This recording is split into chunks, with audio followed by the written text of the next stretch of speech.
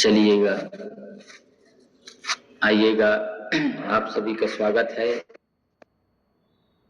एक नए विषय पर हम देखते हैं आज, जो हमारा मुंह है, मुंह की सुरक्षा हम कैसे करें। दांतून अच्छे हैं कि ब्रश अच्छे हैं, इसको जानें। दातून या ब्रश, जैसे हम सामान्य रूप में ब्रश करते हैं तो बाहर से ऐसे ब्रश को कर लेते हैं। ब्रश को करने के साथ ही उससे ज़्यादा महत्वपूर्ण है कि हम ये जो हमारे मसूड़े हैं ना, मसूड़ों का मालिश करें, क्योंकि जितने आपके मसूड़े मजबूत रहेंगे वो उतने दांतों को पकड़ करके रखेंगे। हम क्या करते हैं, दांतों को हम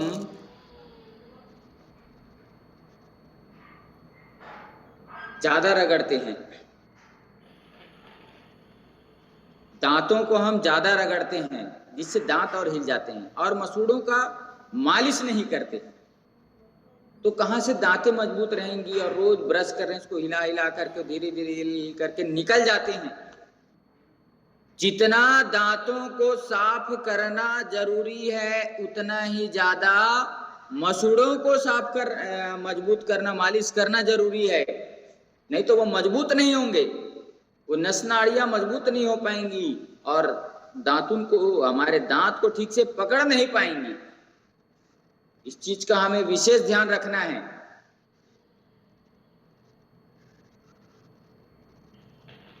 कभी भी ठंडा या कभी भी गर्म खा लेते हैं एक साथ, इससे दांतों में सेंसिटिविटी होती है। किस कारण होती है? क्योंकि हम पेस्ट आदि लगाते हैं, पेस्ट में केमिकल होता है, आप सभी जानते हैं। स्वास्थ्य और मुख के सौंदर्य के लिए दांतों की सफाई अत्यंत आवश्यक है, क्योंकि बैक्टीरिया रहेगा, खाने के साथ अंदर जाएगा और फिर नुकसान करेगा। थोड़े से प्राकृतिक नियमों का पालन, देखिए हमें प्रकृति की ओर लौटना ही पड़ेगा।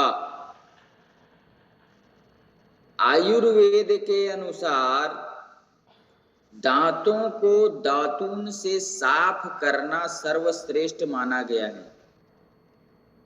दांतों को दातून से साफ करना वो सर्वश्रेष्ठ है। सर आवाज कम आ रही है। आवाज तो मैं अच्छे से बोल रहा हूँ जी। चलिएगा, तो हम देख रहे थे कि दातून बहुत अच्छा होता है, किसकी अपेक्षा? ब्रश की अपेक्षा। सामान्यतः हमें कसाय, मतलब कसैला, तिक्त, थोड़ा तीखा टाइप का, या कड़ू, बस कसैला टाइप का, कड़ू टाइप का, तिक्त टाइप का, किसी भी हरे पेड़ पौधे के डंठल या टहनी से दातून बनाया जा सकता है। ये हम सभी जानते हैं, हम सभी ने किया भी है, लेकिन हमें लौटना है उस पद्धति की ओर। सबसे अच्छा नीम की है, बबूल की है, करंज की है, खैर की है, महुआ की है, अर्जुन की है, आंख की है, मौलसरी पौधा आता है, पेड़ उसका है, वट वृक्ष का है, इमली है। ये विशेष महत्व रखते हैं आयुर्वेद के ग्रंथों में। इतने सारे आपको नाम बताएं तो इनके बारे में कुछ देख भी लेंगे कि इनकी क्या क्या विशेषताएं हैं। टूथपेस्ट तथा टूथ पाउडर की अपेक्षा दातून बहुत ही ज्यादा गुणकारी होते हैं, क्योंकि दातून से दांतों एवं मसूड़ों की अत्यधिक व्यायाम होता है। हम मसूड़ों पे भी उसको चला सकते हैं, इतने कोमल सॉफ्ट रहते हैं। ब्रश को करेंगे तो वहां पे छिलने का डर रहता है।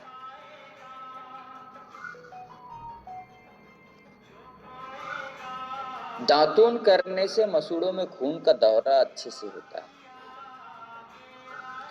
टूथब्रश वाले अगर दातून नहीं मिल रहा है तो उनको मसूड़ों की मालिश जरूर करनी चाहिए।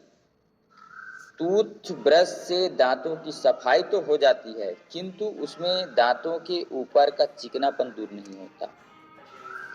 लंबे समय तक ब्रश करते रहने से दांत कटने शुरू हो जाते हैं और ब्रश कड़ा हो तो मसूड़ों को भी नुकसान पहुंचता है।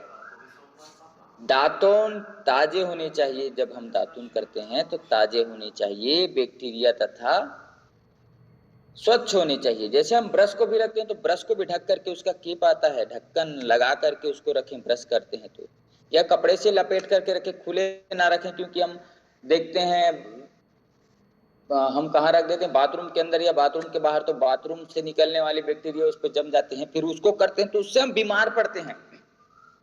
बैक्टीरिया जम जाता है भाई ब्रश में, और उसको हम फिर पेस्ट लगा करके करते हैं तो फिर बैक्टीरिया मुंह के रास्ते जा करके हमें बीमार करता है।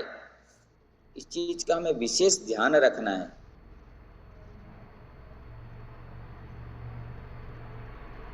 केप लगा करके रखें, कपड़े से ढक करके रखें, उसके बाद अच्छे से धो लें, उसके बाद ही आप करें। दातुन ताजे हों, कीटाणु रहते हो, दातुन आप ले आइए, उसको गीले कपड़े में, स्वच्छ गीले कपड़े में लपेट करके रखिए और करिए, बहुत अच्छा होता है। एक दातुन जो हम लाते हैं ना, एक दातुन इतना बड़ा लाते हैं, वो 2 से 3 दिन चलेगा। छोटा छोटा इतना बड़ा बड़ा भी करके इसे पकड़ करके कर सकते हैं। एक जो दातुन आता है 2-3 दिन आराम से काम आ जाता है। दातुन बनाने के लिए वृक्ष की ताजी, साफ, छोटी तथा नरम शाखा लेनी चाहिए, कड़क नहीं लेनी चाहिए, जो करीब छोटी उंगली जितनी मोटी होनी चाहिए, इतना होना, ज्यादा मोटा नहीं। यह आयुर्वेद के ग्रंथों में लिखा गया। 2 सेंटीमीटर लंबा, बार बार दातुनों से घुमाते हुए कुचल कर ऐसे ब्रश बनाते हैं ना उसको, दांत में, इससे दांत मजबूत भी होते हैं इससे। और उस हम व्यक्तिगत पेड़ के जैसे नीम है, आँख है, तो उसके जो रस हैं वो अंदर जाते हैं, वो बैक्टीरिया को मारते हैं। इसका ध्यान रखिएगा। हम ब्रश को चबाएंगे या करेंगे तो कुछ नहीं होगा, वो तो केमिकल वाला है। तो दातून के बहुत सारे फायदे हैं। तो आइए हम लौटते हैं प्रकृति की ओर। हमारे आसपास तो थोड़ा रोज चलने कूदने, पैदल चलने जाते हैं, उधर से दातून तोड़ करके ले आए, साफ सुथरी जगह से, साफ सुथरा अच्छा से करके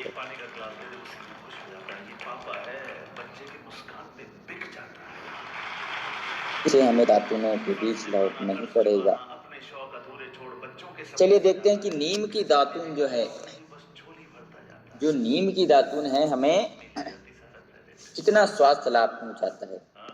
नीम एक शक्तिशाली एंटीसेप्टिक है। इसकी दातून से दांत मजबूत और चमकदार बनते हैं। इसकी ये कीटाणुओं के नष्ट होते हैं तथा पायरिया जैसे रोग, सड़न है तथा दांतों में कीड़े नहीं लगते। नीम की अगर दातून हम कर रहे हैं, मसूड़ों की पीप तथा घाव में भी लाभकारी है।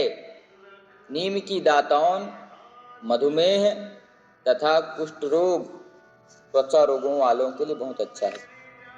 जिसको डायबिटीज है वो नीम की दातून कंटिन्यू करें। कड़वाहट अंदर जाएगी तो अंदर का अत्यधिक जो मीठापन है, जो डायबिटीज, रक्त शर्करा बढ़ गई है, उसको कम करता है। त्वचा रोगों वालों के लिए भी बहुत अच्छा है। ख्वास, खारिज, खुजली, एक्जिमा आदि हो जाता है, उनके लिए भी ये नीम की दातून बहुत अच्छी है। नीम तो एक अपने आप में पूरा औषधालय है, उसका हम एक पार्ट दातून का कर लें। बबूल की दातून, बबूल की दातून मसूड़ों को विशेष लाभ पहुंचाती है। इससे मसूड़े सिकुड़ते नहीं और वे दांतों पर अपनी पकड़ मजबूत बनाए रखते हैं। मसूड़ों से बहने वाला रक्त और जो पीप है, इससे रुकता है। बबूल की दातून का रस दातून करते समय शरीर में प्रवेश करता है, जिससे शरीर के लिए लाभकारी रसायन है। इससे मुख की दुर्गंध दूर होती है। अब देखते हैं, करंज का वृक्ष होता है। करंज के वृक्ष दक्षिण भारत, पूर्व और मध्य भारत तथा हिमालय, श्रीलंका में बहुतायत से पाए जाते हैं। हमारे आसपास भी पाए जाते हैं। सफेद सफेद फूल छोटे छोटे झड़ते हैं। करंज की दातून तिक्त, कटु और कसाय रस वाली, तीक्ष्ण, गुणकारी एवं उष्ण होती है। इसके दातून से दांतों के कीटाणु मर जाते हैं। कुष्ठ रोग, गुल्म रोग, प्रमेह मतलब मूत्र संबंधी और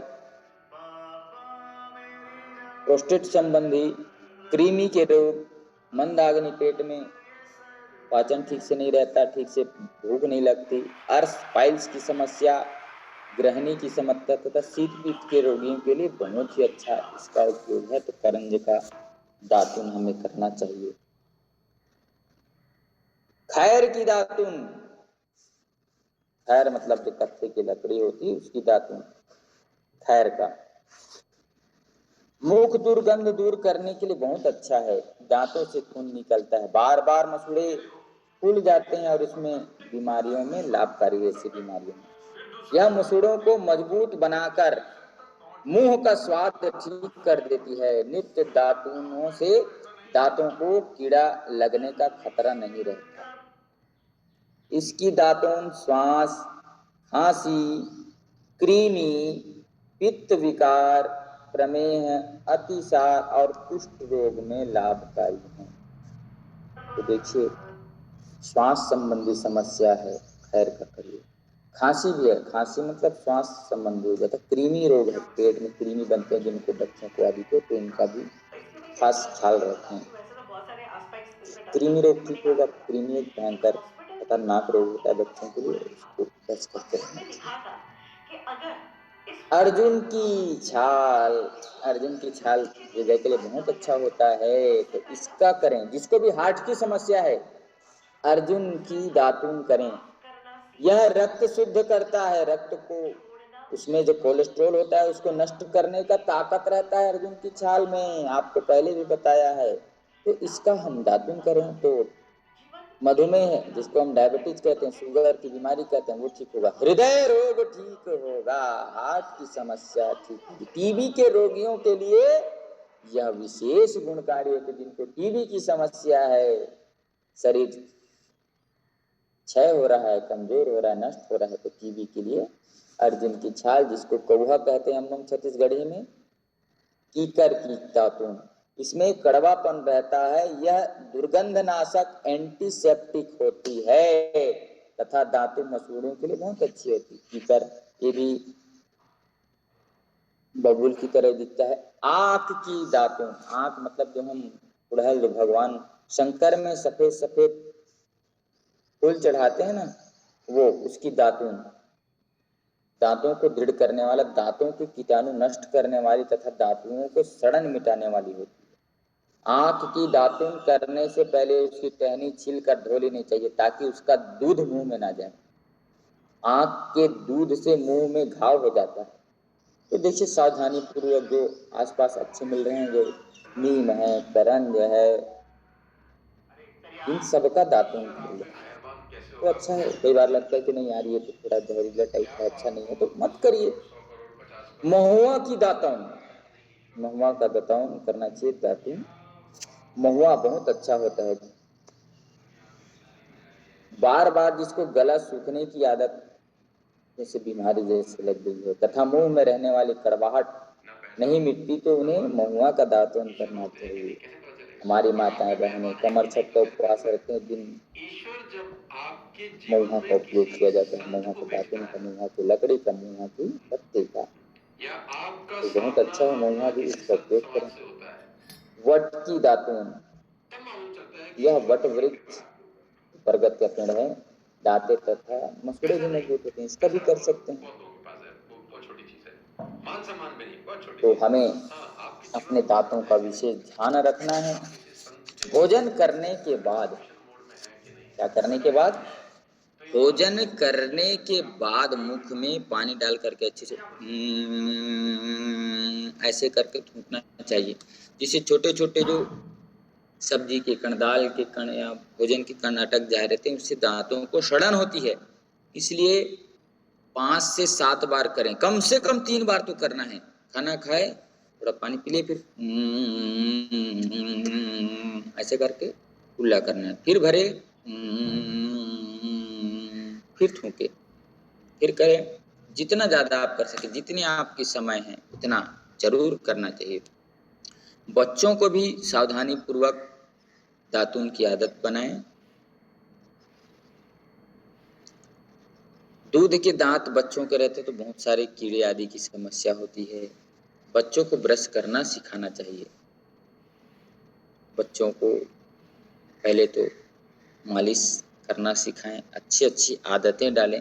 हम जितने भी अपने बच्चों को अच्छी आदतें डालेंगे वो अच्छी आदतें ही सीखेंगे। दिन में 2 बार उनको मंजन आदि की आदत डालें, क्योंकि वो ज़्यादा मीठे आदि खाते हैं तो उससे ठीक होगा। क्योंकि चीनी और कार्बोहाइड्रेट की चीज़ों को कम नहीं कर पाते, बच्चे खाते रहते हैं चॉकलेट आदि, बिस्किट आदि, तो ये उनके लिए ठीक रहेगा कि 2 बार उनको करनी है। आप भी 2 बार अच्छे से कर सकते हैं। एक बार आप ब्रश या दातुन सुबह कर लीजिए। रात के समय आप अच्छे से मुख को मंजन की तरह लाल दंत मंजन से, जैसे भी राख आदि से आप अपने दांतों और मसूड़ों को ऐसे उंगलियों से साफ कर लीजिए, तो दोनों काम आपका हो गया। मजबूत मसूड़ों को करना जरूरी है, तब वो दांतों की सुरक्षा करेगी। हम अपने मन की सुरक्षा जैसे करते हैं ना, तब वो हमारे तन की सुरक्षा करती है। सबसे पहले मन को संभालना है, वैसे ही दांतों के लिए मसूड़ों को संभाल करके रखना है, मसूड़ों को स्वस्थ करके रखना। सब एक दूसरे से जुड़े हुए हैं। दांतों की समस्या आजकल बहुत हो रही है, तो त्रिफला का दातुन हम कर सकते हैं। त्रिफला का मंजन आता है, त्रिफला को से अच्छा होता है। थोड़ा सा हल्दी, थोड़ा सा सेंधा नमक और थोड़ा सा सरसों का तेल मिला करके उसको दांत करें, बहुत अच्छा होता है पायरी आदि और मुख की समस्याओं के लिए। आप सिर्फ त्रिफला जो आता है, हरड़, बेहड़ा और आंवला, उसी का आप मंजन के रूप में इस्तेमाल कर सकते हैं। हमारे यहाँ तो पहले शुद्ध राख होता था, गौ माता का शुद्ध छेना या कंडा को जला करके जो राख उत्पन्न होता था, बहुत ही अच्छा एल्केलाइनर चीज है वह, उसको हम लोग राख के रूप में करते थे, इतना अच्छा होता था। लेकिन विदेशी मीडिया ने आ करके